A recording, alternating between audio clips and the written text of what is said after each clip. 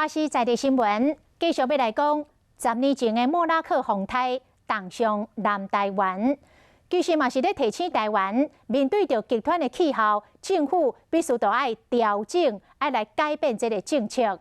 分析到最近这几年来的气候，落雨的形态是改变了，这个强降雨是愈来愈频繁。学者认为，台湾的国土本来就真脆弱，所以规划管理一定爱来赶速度。若失控的土地开发，嘛必须爱来管制，安尼才会当来保障着老百姓生命财产的安全。莫拉克10周年，来看咱的专题报道。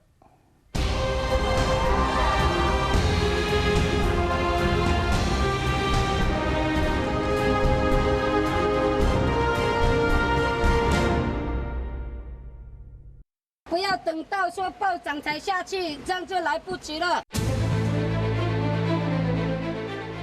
马上就人开要紧，水就马上来了啊，就跑不掉了啊！赶快出去！居民靠暝多难困伫避难所冰冷的涂骹，唔知影倒位是安稳的厝。不过确定的是，台湾愈来愈高变大雨，淹水范围嘛愈来愈大。汪洋一片，灾害其实跟我们都不遥远，应该放在心里，融入生活，随时注意的问题。国土本来就是很脆弱的，所以你如果后续的重建的工作还是按照传统的方式去做，就被1年后的台风很多又摧毁掉。8八风灾10年过去啊，为破除国土上咱做什么款的改变？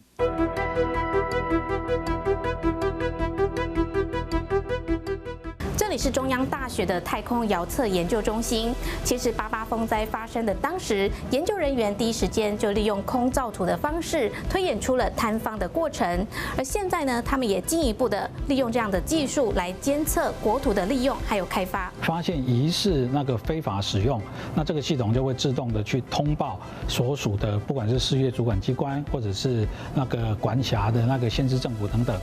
绿地规地非常乌气，违章的工程有够多，不过人力有限，抓袂了。当年台马里溪出海口的水路跨度本来是300几公尺，土石啊砍过了后变真宽，附近山区放假所在一面就增加真多。这地貌的大改变，代表讲危机随时会过来。如果说自身的恢复状况没有办法改善，赶上气候变迁的一个脚步。那我们未来我们预期有可能有更多的高强度的一个降雨事件，那可能这样的一个大型的或严重的崩塌事件，可能还是可以预料。假如没有一个好的国土环境的话，那你要把人放在那个地方住，你把桥梁、堤防盖在那个地方，其实都是很危险的。